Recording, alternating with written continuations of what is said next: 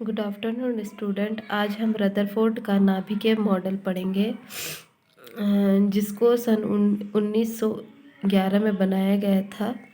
इस मॉडल को जिसको बनाया गया है रदरफोर्ड जी के मतलब स्टूडेंट्स गीगर और मास्टर ने।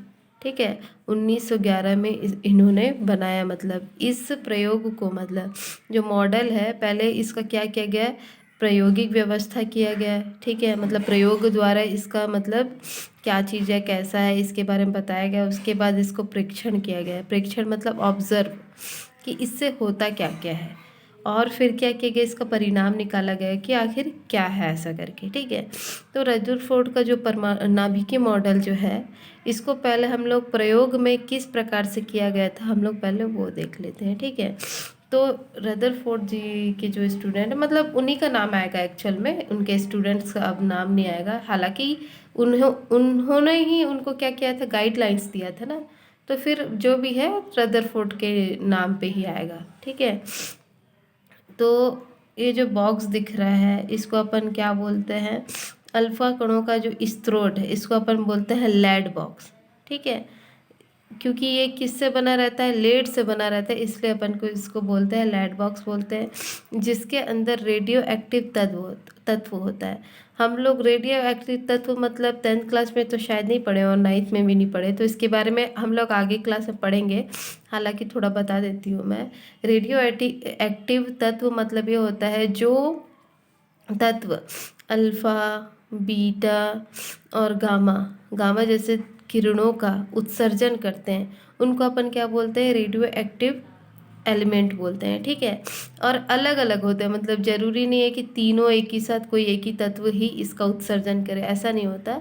कोई अल्फा कण को उत्सर्जन करता है, तो कोई बीटा कण का उत्सर्जन करता है, तो कोई गामा रेस का उत्सर्जन करता है। ठीक है, तो हम लोग फिलहाल अपन कैसा ले लिए हैं, हम लोग अल्फा कणों का उत्सर्जन करने वाला रेडियो एक्टिव एलिमेंट लिए हैं। ठीक है, और हम लोग जानते हैं जो रेडियो एक्टिव जो एलिमेंट होता है, जैसे कि जो एलिमेंट होता है वो ये सब तीनों किरणों को क्या करता है, उत्सर्जन करता है, जिसमें से हम लोगों ने क्या लिया है, अल्फा किरणों का उत्सर्जन करने वाला को लिया है। ठीक है, अब ये जो अल्फा कण होते हैं, ये कैसे होते हैं, धनावेशित किरण होते हैं। मतलब वो जो कण होता है, जो पार्टिकल्स होता है, वो कैसा होता है, पॉजिटिव चार्ज वाला होता है। ठीक है, तो हम लोग क्या करें, जो रेडियो एक्टिव एलिमेंट है जो अल्फा कण का उत्सर्जन कर रहा है, उसको अपन लेड बॉक्स में रख दिए। ठीक है, लेड बॉक्स में रखने के बाद इसका जो उत्सर्जन है, उसका हम लोग एक डायरेक्शन दिखा दिए। सपोज इस डायरेक्शन से अल्फा कण को हम लोग क्या कर रहे हैं, अल्फा किरण का पुंज को अपन प्रसारित कर रहे हैं। ठीक है, प्रसारित करने के बाद हम लोग देखेंगे कोई भी किरण को हम लोग भेजते हैं, जैसे सूर्य का प्रकाश भी अगर एक होल से आएगा तो पूरी जगह पे क्या होता है, पूरे रूम पे बिखर जाएगा, है ना। तो उस रूम पे बिखरने से पहले हम लोग को क्या करना है, हम लोग को एक्चुअल में प्रैक्टिकल कर रहे हैं, तो हम लोग ऐसा कुछ करेंगे कि जो अल्फा पार्टिकल जो उत्सर्जित हो रहा है, वो कोई एक सीधी रेखा में जाए, सीधी रेखा में जाए। और जो हम लोग सोना का जो पन्नी लिए हैं, ठीक है, पहले इसको बता देती हूँ, उसके बाद बताऊँगी सोना का पन्नी।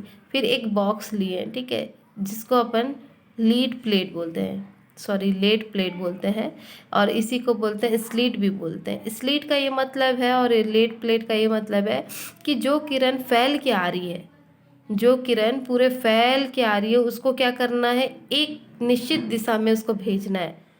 ठीक है, जो जैसे किरण पूरा फैलती है ना, ऐसे ऐसे करके, ऐसे ऐसे करके पूरा फैल जाती है, कहीं एक जगह से भी निकलती है। जैसे टॉर्च का भी हम लोग लाइट जलाएंगे तो एक जगह से तो निकलती है, लेकिन वो आगे चल के पूरे जगह फैल जाती है।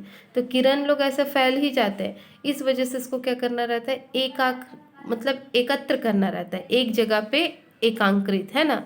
तो इस वजह से अपन जो डाले हैं, ठीक है, तो इसी को अपन स्लीट बोलते हैं, ताकि ये जो किरण फैल के आ रही है वो एक ही जगह से होते हुए पास हो आगे। ठीक है, अब जो अल्फा किरण का जो पुंज है, ये किसकी ओर जा रहा है, सोने की पन्नी। अब ये बोलोगे सोने की पन्नी क्या होता है, तो सोने की पन्नी मतलब जो सोना, जिसको अपन नेकलेस के रूप में पहनते हैं ना, तो ये जो सोना है, इसको अपन क्या करना, इसको क्या करना है, एकदम पतला करके क्या करना है, इसको तैयार करना है। जैसे पेपर देखे हो, पेपर कैसे पतला रहता है, तो सोने को क्या करना है, पीट पीट के उसका क्या करना है, एक पतला सा पन्नी बनाना, पन्नी मतलब पेपर टाइप का, ठीक है।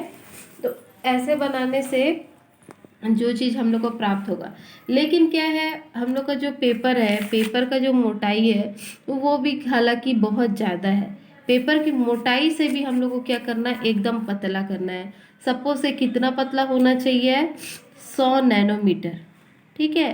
कितना पतला होना चाहिए, 100 नैनोमीटर। नैनोमीटर मतलब क्या होता है, बहुत ही कम, एकदम पतला, ठीक है।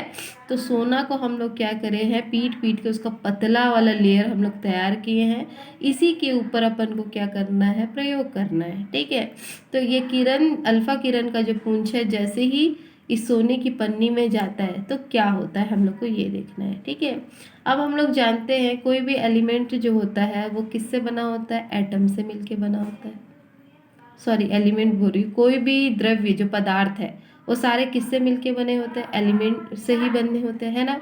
और जो सोना जो है ये भी क्या है, एक एलिमेंट है, ठीक है। अब इस सोना के इतने बड़े से पन्नी में अब सोने के परमाणु सोचो कितने सारे होंगे, है ना।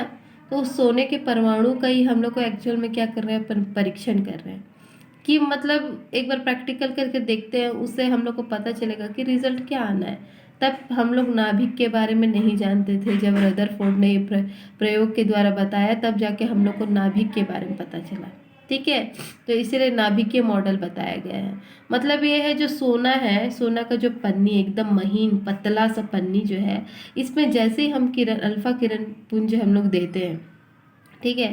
तो ये जो किरण, ये मतलब सोने पे पड़ने के पश्चात क्या होती है, कुछ किरणें टकराती है और क्या होती है, आगे की ओर विक्षेपित हो जाती है, ठीक है।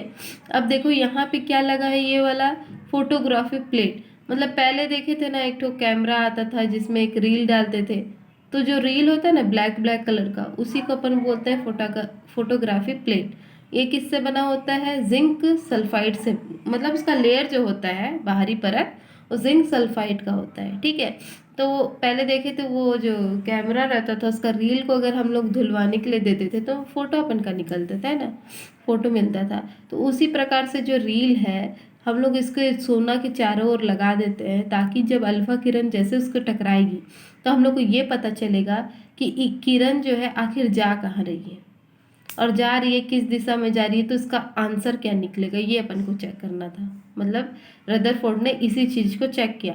तो जैसे इस मतलब ये किरण पुंज जब सोने पर पन्नी पर पड़ती है तब क्या होता है, कुछ जो अल्फा किरण का जो 90% जो भाग है किरणों का, वो क्या होता है, ये सोने की पन्नी से पास होके आगे क्या होता है, फोटोग्राफी प्लेट पर चले जाता है। मतलब जैसे ही फोटोग्राफी प्लेट पर अगर कोई किरण इस सोने के पन्नी से टकरा के फिर यहाँ प्लेट पे टकराएगा तो वहाँ छोटा छोटा धब्बा हो जाएगा, ठीक है, धब्बा बन जाता है। तो कुछ परसेंट क्या होता है, इस किनारे पे लग जाता है, मतलब जैसे भेजे जाते हैं किरण को तो 90% तो जैसे आया था वैसे वैसे चले जाता है, ठीक है।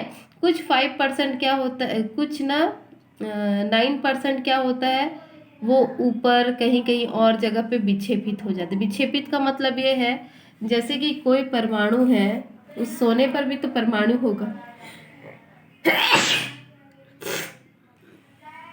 सपोज ये ला देख लो, जैसे कि परमाणु है ना।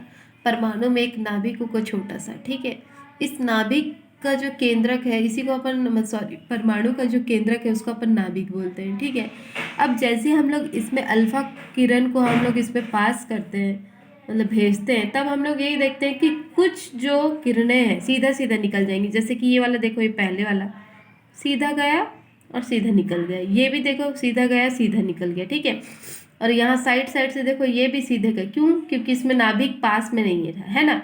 मतलब इस साइड से नाभिक को इनको टकराने की जरूरत ही नहीं पड़ी इस किरणों को, तो इनको कोई इफेक्ट नहीं पड़ा। जैसे ही नाभिक के थोड़े पास में जाता था मतलब किरण, तो थोड़े से ऐसे से जाता था, उसके बाद नाभिक से थोड़ा दूर से ऐसे करके हट जाता था। और यहाँ से भी देखो, जैसे नाभिक के पास जाता है तो थोड़ा सा साइड से हट जाता है। यहाँ डायग्राम मैं सही से नहीं बना पाई हूँ ये न्यूक्लियस का, तो आप लोग बुक का जो मैं PDF भेजूंगी ना उससे आप लोग देख लेंगे, ठीक है। तो जो मतलब इस नाभिक के जस्ट थोड़ा बगल से जाता है कोई अगर अल्फा किरण, तो क्या होता है, थोड़ा साइड से विक्षेपित हो जाए, विक्षेपित मतलब थोड़ा मुड़ जाता है ना। और यहाँ वाला भी मुड़ जाता है, मतलब इसी मुड़ने को ही अपन क्या बोल रहे हैं, शुद्ध भाषा में, विज्ञान की भाषा में विक्षेपित होना बोल रहे हैं, ठीक है।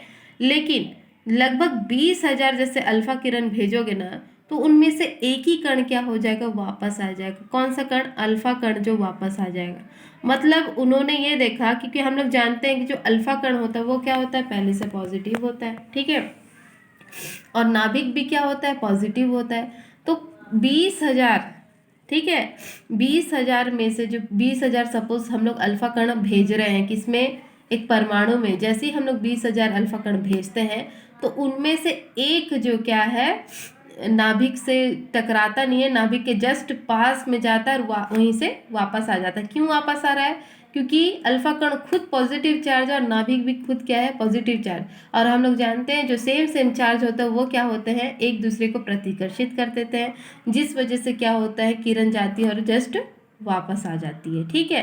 तो यही चीज को मतलब प्रयोग करने के बाद ये बताया गया कि आखिर कौन सा वो चीज था जिसकी वजह से 20,000 कण तो चले गए, लेकिन एक जो कण है वो वापस आ गया, ठीक है। सपोज हम लोग एक समझ सकते हैं, जैसे कि एक बड़ा सा ग्राउंड, ठीक है, एक बड़ा सा ग्राउंड है। तो ग्राउंड पूरा समझ लो एक परमाणु है, ठीक है, गोल सा ग्राउंड है समझ लो। तो ग्राउंड क्या है, एक परमाणु है, और उसमें जो छोटी सी एक मक्खी बैठी रहेगी, ठीक है, उस ग्राउंड में अगर छोटी सी एक मक्खी बैठी है, तो सपोज वो समझ लो वो नाभिक है। मतलब इस आशय से उन्होंने समझाया था। मतलब अब देखो, पूरा ग्राउंड से तो पूरे किरणें पास हो जाएंगी, लेकिन वो जो एक मक्खी है वो एकदम छोटा सा है, उसी से बस अगर कोई उसके सिद्धांत से टकराने की कोशिश करेगा, वही जाके वापस आ जाएगा, एकदम 180 डिग्री के एंगल से वापस आ जाएगा, है ना। तो इस प्रकार से मतलब जो रदरफोर्ड जी ने, उन्होंने ये बताया है कि जो नाभिक होता है, सॉरी परमाणु जो होता है, उनका नाभिक जो होता है एकदम अत्यंत छोटा होता है, ठीक है। और उसका जो बाकी जो आवरण होता है वो क्या होता है, बड़ा होता है, ठीक है। तो ये सब क्या किया गया है, इसमें समझाया गया है। तो ये क्या था, प्रायोगिक व्यवस्था था, जिसमें मैंने बताया कि इसमें होता क्या है करके, ठीक है। कुछ नहीं करना है, यहाँ पे क्या रखना है, यहाँ पे अल्फा किरणों का स्रोत होना है, जो कि किरण आगे के लिए जाएगी, जाने के बाद क्या है, स्लिट में से गुजरेगी। स्लिट में से इसलिए गुजर रही है ताकि वो जो किरणों को एकत्रित करके एक ही सिद्धांत पे भेजे, ठीक है।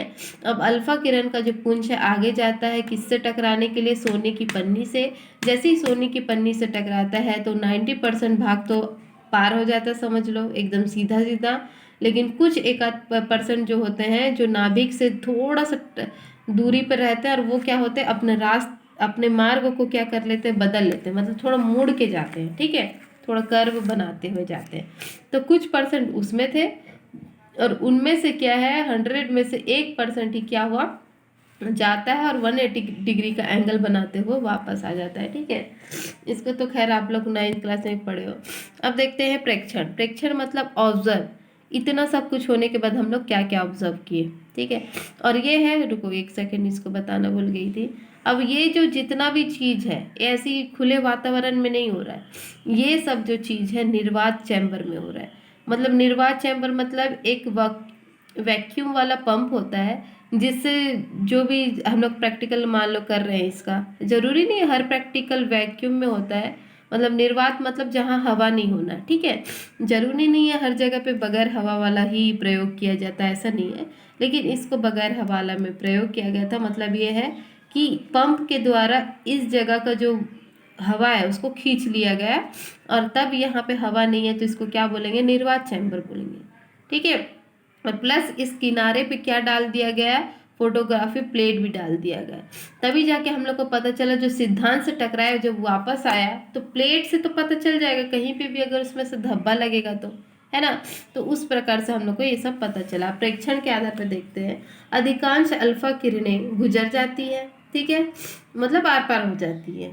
कुछ किरणें सूक्ष्म कोण से विक्षेपित हो, सूक्ष्म कोण से मतलब कुछ लोग आते हैं और साइड तरह से निकल जाते हैं, साइड से निकल जाते हैं, नाभिक के पास वाले नहीं, उससे थोड़ा अगल बगल वाले, ठीक है। तो क्या बोला है, कुछ किरणें सूक्ष्म कोण से विक्षेपित हो जाती हैं। और तीसरा देखो, लगभग 20,000 में से एक अल्फा किरण वापस आ जाती है। मतलब ये ऑब्जर्व किया गया, देखा गया, तब ये अपन को पता चला। तो सोचो 20,000 कणों में से कोई एक वापस लौट के आती। परिणाम देखते हैं, परमाणु का अधिकांश भाग खाली है ना। परमाणु का जो अधिकांश भाग खाली रहता है, कैसे पता, ये अभी मैं ग्राउंड का उदाहरण देके बताई थी, है ना। कुछ किरणें सूक्ष्म कोण से विक्षेपित हो जाती है, ठीक है, इसको बताया गया है। और क्या है, परमाणु के केंद्र में उपस्थित धनावेश वाला भाग अत्यंत सूक्ष्म होता है, ठीक है। मतलब परमाणु का जो केंद्रक होता है वो अत्यंत सूक्ष्म होता है। मेन रीज़न ये है, जो एटम का जो नाभिक होता है ना, न्यूक्लियस जो होता है, न्यूक्लियस क्या होता है, पॉजिटिव चार्ज, और अल्फा कण भी क्या होता है, पॉजिटिव चार्ज। जैसी सब जगह से वो परमाणु से पास करते हैं जब हम लोग किरण को, तो परमाणु से तो होते हुए पूरा चीज गुजर जाता है, लेकिन जैसे ही नाभिक के पास सिद्धांत से कोई किरण जाता है तो वो वापस ही अपनी जगह पे पुनः लौट आता है, ठीक है। तो ये है किसका, रदरफोर्ड का नाभिकीय मॉडल। कल हम लोग इसकी सीमाएं देखेंगे कि रदरफोर्ड की जो मतलब जो भी नाभिकीय मॉडल है, इसमें कौन कौन सी कमियां हैं, उसको अपन को देखना है, ठीक है। इसकी सीमाएं क्या है, किस वजह से ये पूरी तरह से सेटिस्फाई नहीं हो पाया, तो वो सब अपन कल पढ़ेंगे, ठीक है।